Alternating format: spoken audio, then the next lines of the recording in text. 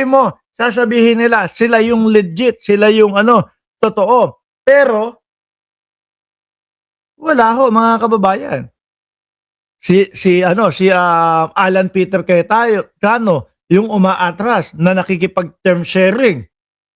Eh kung legit ka, hindi mo gagawin yun. Hindi mo hahayaan iyon. Di ba? Ano pa? Eto, meron silang Senate Blue Ribbon Committee, pero hindi sa loob ng Senado gagawin. Oh, sila yung nag-a-adjust, mga kababayan. Di po ba? Ting Ortega ng Ceresa Force. Oh, shout out sa iyo. Ano sabi dito? For the guidance of the public, legislative proceeding must strictly adhere to established protocols under the rules of the Senate, a formal 3 days notice, and ano pa yan? Agenda distribution in mandatory prior to any committee hearing. The purpose of June 16 hearing completely bypasses these institutional requirements, render it illegitimate. Former Congressman Mike Defensor is neither a member of the Senate nor the Blue Ribbon Committee. Consequently, he is not privy to the official investigation of this body. He possesses no legal standing to announce any proceeding. Eh baka pwede niyong kasuhan ng usurpation of authority yan.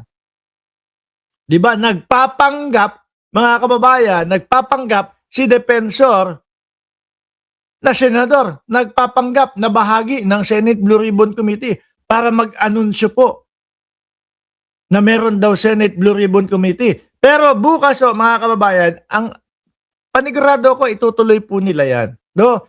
Yung, alam nyo yung ginagawa nila na mga pa-press conference po doon sa mga tinapayan na restaurant na gano'n. Parang ganun lang din po ang mangyayari dyan. Diba? Eh bakit? Hindi kayo sumipot doon sa tunay na Blue Ribbon Committee ni Erwin Tulfo. Bakit lagi kayong nandyan lang? Bakit laging kay Marcoleta lang kayo umaattend? Or baka kasi alam na natin na doon kay Marcoleta, sinasaluho sila. Doon kay Marcoleta, may guidance po o may guide yung mga katanungan sa kanila. Hindi kagaya nung kapag ka natuloy po yung Senate Blue Ribbon Committee nitong nila Erwin Tulfo, mga bossing, iba po ang mga tanungan dyan. No? Kung yung kay Marcoleta, ang Senate Blue Ribbon Committee o ang Green Committee ay si Baligod ang nagsasalita as a lawyer, no? Dito po kay Erwin Tulfo, ibahin niyo po mga kababayan. Dahil dito kay Erwin Tulfo, si Baligod nasa likod lang po yan at ang mga tatanungin at kakausapin po dyan, rekta, diretso. Dito po, no? Sa 18 Marites. Sabi ni Sir Paulo, kay Cubeta, yes, or no lang ang sagot nila. Correct. Tapos kwento na ng kwento yung abogado. Tayo ho, alam ko, marami sa atin, no, yung talagang nakakapanood po ng mga committee na yan, no, mga hearing na yan sa Senado, sa Kongreso, mga kababayan.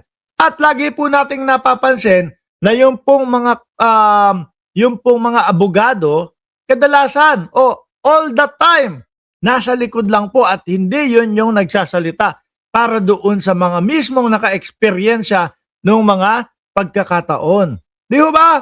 Pero dito kay Rodante Marcoleta, si Baligod lang na si Baligod Kaya ang sabi ng netizen, nako, si Baligod ang master script ng lahat na yan. Kapag hindi na masagot nung 18 Marites, syempre kanito pupunta kung di doon kay Baligod ho, mga kababayan. Para umalign doon sa gusto nilang naratibo na naman ho, mga bossing. Pero uulitin ko, kapag iyan, may hamon na hinamon ninyo si Erwin Tulfo, no, na mag-inhibit doon sa Senate Blue Ribbon Committee. Tapos kayo ay pupunta. Sumagot si Erwin Tulfo, okay daw, mag-i-inhibit siya. Pumunta lang kayo.